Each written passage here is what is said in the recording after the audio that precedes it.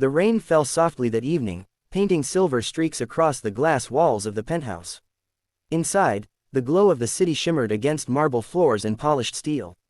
Ethan Blake, 37, CEO of a tech empire, father of a 6-year-old dreamer, stood before the mirror adjusting his tie. His reflection looked perfect on the outside, but lonely beneath the surface. He wasn't the kind of man who let emotions show easily.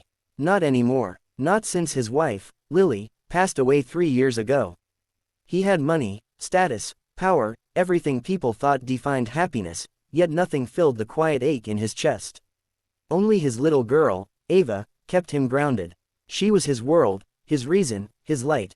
That night, he had to attend his company's annual charity gala, an event that drew investors, politicians, and journalists like moths to a flame. It wasn't just business, it was image. A CEO couldn't show up alone year after year.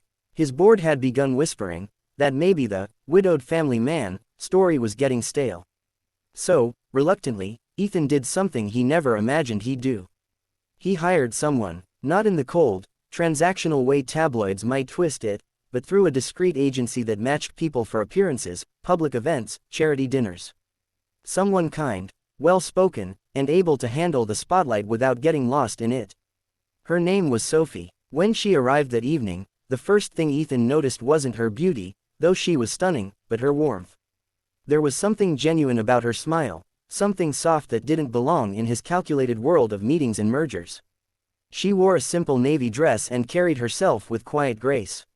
"Mr. Blake," she said, her voice calm, steady. He nodded. "You can call me Ethan." Before he could say more, a tiny voice echoed from the hallway. "Daddy, who's that?" Ava appeared in her pink pajamas, clutching her stuffed bunny. Her wide brown eyes landed on Sophie, and she froze. Ethan rubbed the back of his neck. "Sweetheart, this is Miss Sophie. She's coming with me to the party tonight." Ava tilted her head. "She's pretty." Sophie smiled, kneeling down so they were eye to eye. "And you must be Ava. I love your bunny. What's her name?" Ava's face lit up. "Snowdrop." "Well," Sophie said softly, "Snowdrop looks like she gives very good hugs." The little girl giggled, instantly comfortable. Ethan watched. Surprised, Ava was shy with new people, but not tonight. Somehow, this stranger had slipped into their home and melted through walls he didn't even realize were there. Later, at the gala, Sophie fit in effortlessly. She spoke with grace, laughed with sincerity, and never once made Ethan feel like it was an act. For the first time in years, he didn't feel like a CEO performing for the world, he felt human again. When they returned home past midnight, Sophie bent down to say goodbye. But Ava had fallen asleep on the couch waiting for them, her small hand clutching a sketch she'd drawn, 3 stick figures holding hands under a rainbow. Sophie smiled softly. "She's beautiful." Ethan nodded. "She's everything." Then Ava stirred, opening sleepy eyes. "Miss Sophie, can you stay forever?" she murmured. The room fell silent. Sophie froze, her heart trembling. Ethan swallowed hard, caught between laughter and a lump in his throat. Sophie brushed a strand of hair from Ava's forehead. "I'd love that, sweetheart. If your daddy lets me." Ethan didn't know what to say. Something inside him, something long buried, cracked open just a little.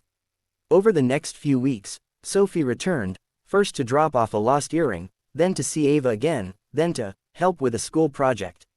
What began as a one-night arrangement slowly grew into something neither of them could explain. Sophie read bedtime stories with Ava, cooked breakfast when Ethan was late from meetings, and made their cold apartment feel alive again. Ethan caught himself smiling more, talking more, feeling more. And Ava, she'd stopped asking for her mom at night, she just wanted Sophie to tuck her in. One evening, after dinner, Ethan found Sophie sitting on the balcony, watching the city lights. He stepped out quietly. "You've changed this place," he said softly. She turned. "I didn't mean to." "I'm glad you did," he replied. "You've given Ava something I couldn't." Laughter. Sophie smiled sadly. "She gave that to me first." Ethan hesitated, then took a breath. "You don't have to keep pretending anymore. The gala's long over. You don't owe me anything." She looked down, voice trembling. "I know, but I'm not pretending, Ethan." The words hit him like a whisper that carried 1,000 truths. He reached for her hand, gently, carefully. Weeks turned into months. The cold of winter melted into spring.